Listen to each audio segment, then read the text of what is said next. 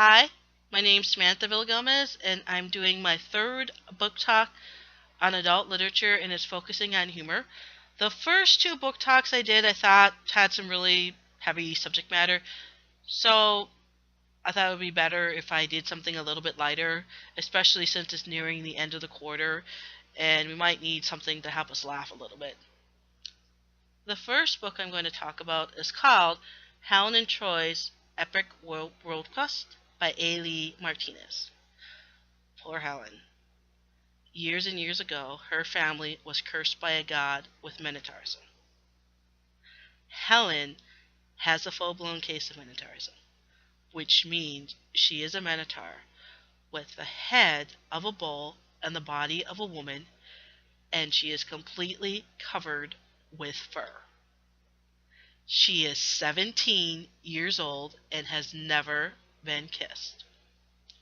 Things get worse for her when her elven boss at the fast food restaurant she works decides to sacrifice her to bring back a lost god, because he assumes she is a virgin. He is right. She is a virgin. It is really hard to find a guy who can look past the bull's head and all that fur. Troy, one of Helen's co-workers, comes to try and save her because he thought their boss was acting weird. Well, their boss is eaten by the god.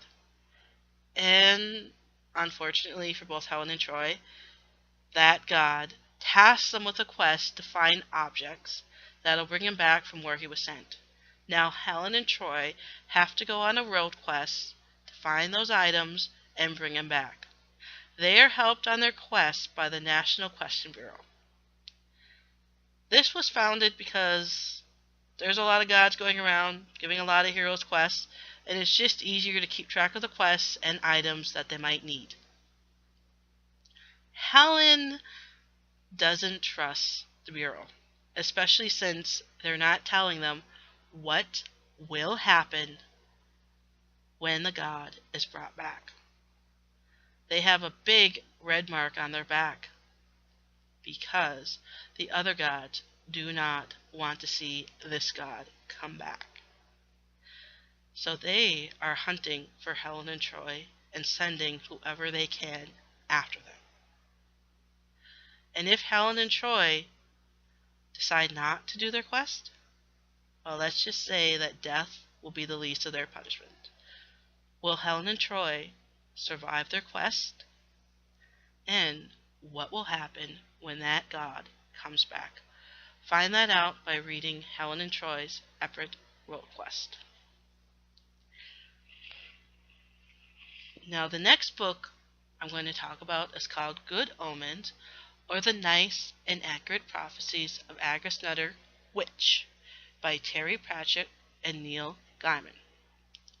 The time of the apocalypse is almost at hand, and final judgment will soon descend upon humanity. This is bad news for the angel Azathoth and the demon Crowley, because they've gotten used to their cozy, comfortable lives on Earth, and they really like humanity. And over the last few centuries they've spent with each other, they've really become friends, even though they're supposed to be enemies. So they decide to work together and keep an eye on the Antichrist. The Antichrist is prophesied to be born in Britain to an American diplomat. What they plan to do is this. They plan to raise him in such a way that he can't choose between good and evil, and hopefully it will stop the apocalypse for a time. Unfortunately, Warlock, this is the boy that everyone thought was the Antichrist, is really just a normal 11-year-old boy.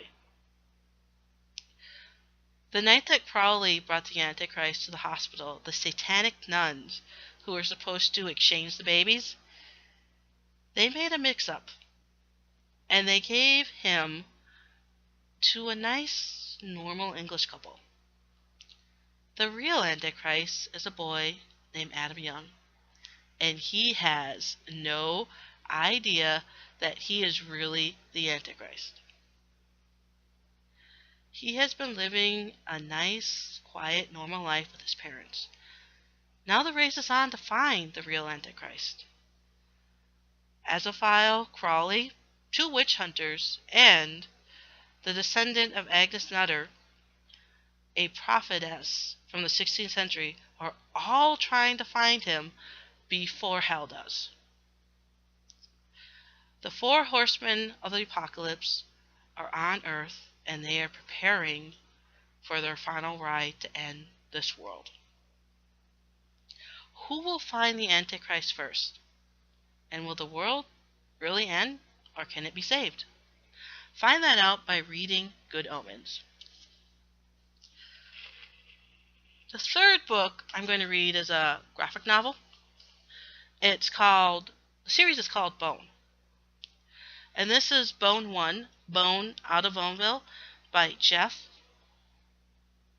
Smith. Now, the 3 Bone cousins, Phone Bone, Smiley Bone, and Phony Bone, are chased out of Boneville because of Phony Bone. Phony Bone likes money, and he's always scheming to get money. And he came up with a scheme that got them all kicked out of Boneville.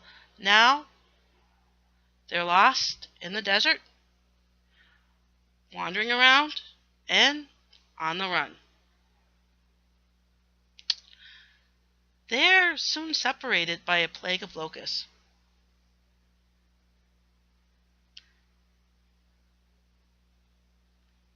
Now, these locusts are searching for someone special. Someone like Phony Bone, who has a star on his chest.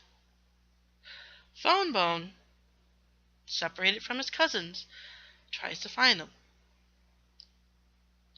And instead he finds this wonderful forest. He finds clues that his cousins are in the forest. Smiley likes to smoke cigars, and he finds cigars. And there are animals in the forest that can talk, and they are trying to help him find his cousins. He keeps running into these rat monsters.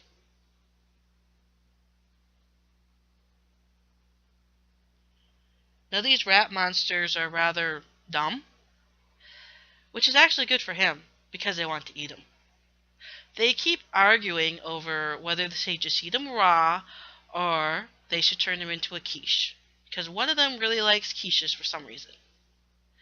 He is usually able to get away from them, but if he's not, he is saved by the red dragon.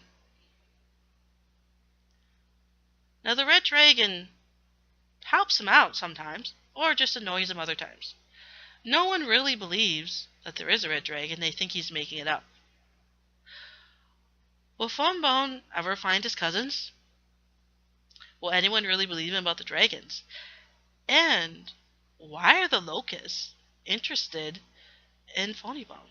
Find that out by reading Bone Volume 1. The last book I'm going to talk about is called Johannes Cabal, the Necromancer. It's by Jonathan L. Howard. Years ago, Johannes Cabal sold his soul to the devil to learn the art of necromancy, which is bringing someone back from the dead. He did this because he wants to bring someone back from the dead just as they were in life. He believed that his soul was irrelevant to that goal and that it just didn't matter. Well, it turns out that his soul is not irrelevant, and the devil has been interfering with his experiments.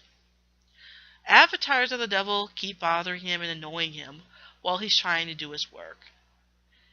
And it turns out that having a lack of a soul is causing freak results in his experiments. He can never be sure that if he does the same procedure twice, that he'll get the same result. And it turns out that his spiritual vacuum is what's been affecting all of his experiments. Really practical. He decides to contact a demon, summons a demon up out of hell, and he has that demon take him to hell so he could talk to the devil and come to some type of terms so he can get his soul back. First, he has to make it past the soul that allows other souls into hell after they finish filling out the correct paperwork. This soul, he tells that he has a skull and shows him the skull, and he says that if Cabal is not allowed into hell, he will raise that soul back from the dead and make him wish he was dead. The soul lets him in. Then, while he's in hell, he meets a general who is supposed to defend hell. And he tells the general that he knows what he was before he was a general of hell. That he was in fact the demon of spoiled milk and entangled shoelaces. And he has no problem telling all of the demon lords and ladies who this demon really was. The demon takes him right to the devil. Now the devil tells him he can't give him his soul back because it's just not done. So Cabal, since it is traditional, offers the devil a wager to earn his soul back. The devil agrees. And he tells them that he has 1 year to collect 100 souls. And that he needs to use a carnival in order to do that. And if he fails, the devil gets to kill him. At first, Cabal tells him no, but then he doesn't want to let years of research go to waste, so he agrees.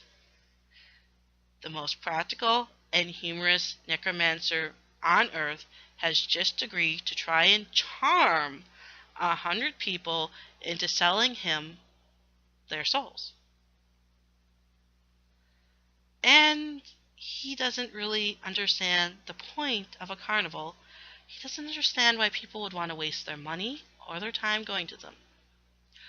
Oh well, he thinks that if he lowers his thoughts to that level, he'll be able to figure it out.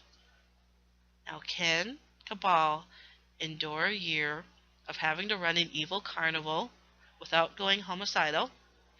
And will he be able to charm 100 people into giving them their souls?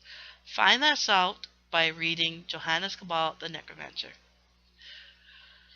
Okay, guys, hopefully I gave you some good books that you'd be interested in reading. Hopefully you like this, and thank you for your attention.